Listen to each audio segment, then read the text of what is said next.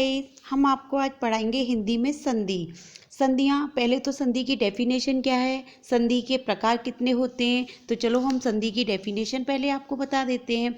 दो समवर्ती वर्णों के मेल से जो विकार उत्पन्न होता है संधि कहलाता है। अपनी कॉपी और पेंसिल निकाल के बैठ जाइए, पेन, और नोट करते जाइएगा, ठीक है, जो मैं बताती जाऊँ।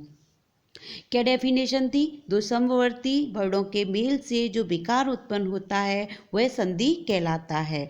अब संधि के भेद, संधि के प्रकार कौन कौन से? स्वर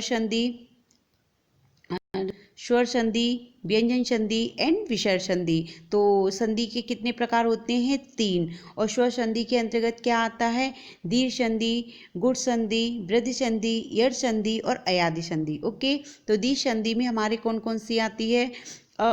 छोटा आ, बड़ा आ और उस बड़ी ई, बड़ी छोटी ए और री, ये हमारे दीर्घ स्वर संधि के अंतर्गत आते हैं। ओके, तो इसका उदाहरण मैं बता देती हूँ, जैसे कि पुस्तकालय, किशोरावस्था और कवींद्र और लधुर्म और मातृ, ये सारे दीर्घ स्वर संधि के अंतर्गत आते हैं। ओके, और गुण स्वर संधि, गुण स्वर संधि में हमारी मोटी मोटी पहचान है कि छोटी ए और छोटा ओ और अर ये आए तो ये आँख मूंद के कह देंगे गुण स्वर संधि है। तो इसका उदाहरण क्या है?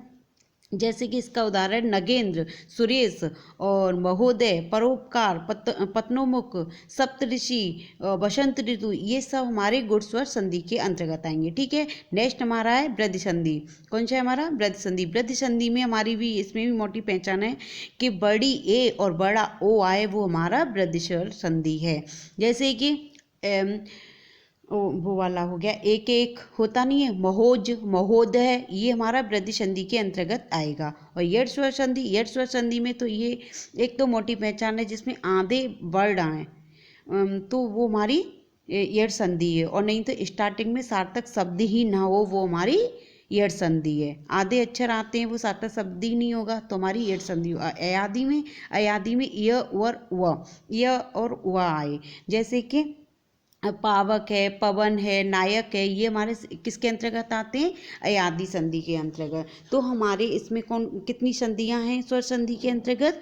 5 हैं। दीर्घ स्वर संधि, गुण स्वर संधि, वृद्धि स्वर संधि, यड़ स्वर संधि, अयादि स्वर संधि। और व्यंजन संधि, व्यंजन संधि के अंतर्गत हमारे वो वर्ड आते हैं जिसमें हमारा व्यंजन शब्द होते हैं, जैसे बागीस। अब हम इसकी संधि विच्छेद करेंगे तो क्या हो जाएगा? बाक धन ईस। और ये तो हमारी कौन सी संधि हो गई?